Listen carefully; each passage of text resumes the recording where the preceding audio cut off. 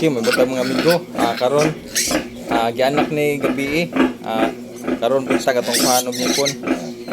12 hits ang buhi at tanan wala po sa namatay og mamipay. At sa uban nga namuhi og baboy lain kita pamaagi. Kasagaran ko sa uban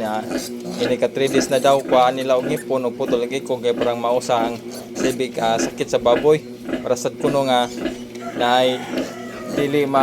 way bation ang baboy nga magtutoy balik 3 days kay parang makuha tanang colostrum sa anay. Pero diri sa akong pamaagi akong nabantayan nga di man sad noon mapiktuhan ang ilang pagtutoy bisan og kuha anong ngipon largo ni mag-anak kay ang mitabo mong gud di kuan ang baboy siging barog. Siging barog ini patutoy kay inigbugno magilog sa tutoy ang magpinaakay hay kingipon kay wala pa kuha imo nang ang sigig barog man ang akong buhaton kay parang malikayan ang pagsigig barog sa baboy kay kuyaw kayo dagko bayat ang atong anay kuyaw matamakan or madatugan ni lubog kinahanglang gyud nga kuhaan og ngipon kay parang ang baboy dili sig barog mo barog ra og mangihi or malibang kay ang may tabo magud ani simpak ko kung panagsara matutoy sig barog di ka tutoy balin basyon niya di maapas niya ang gatas o mabagtukan noon naghanasad nga pwede may tabo o mabagtukan og gatas ang atong anay posibleng hilantan tong anay kanya kung mahilantan natong anay kay baw na taong simlantan mainit ang lawas mapektahan ang gatas nila init sad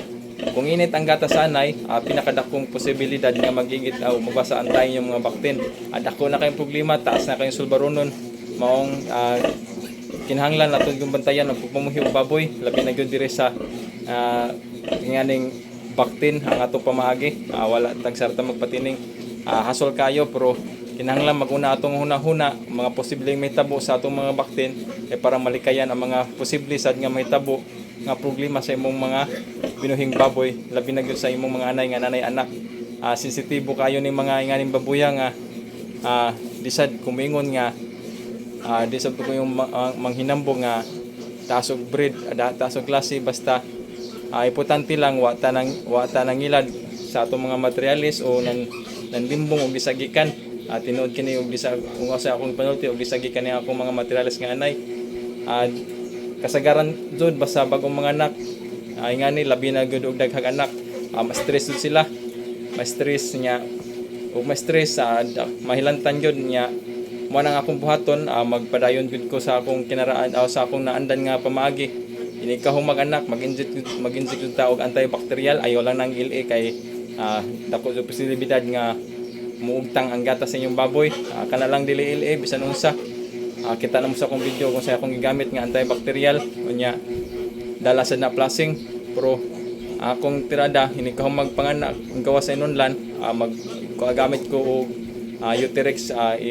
ipansak ato dito sa ilawom og iyong estimate balik mga 4 hours gikan sa paghuman og deliver sa ilang anak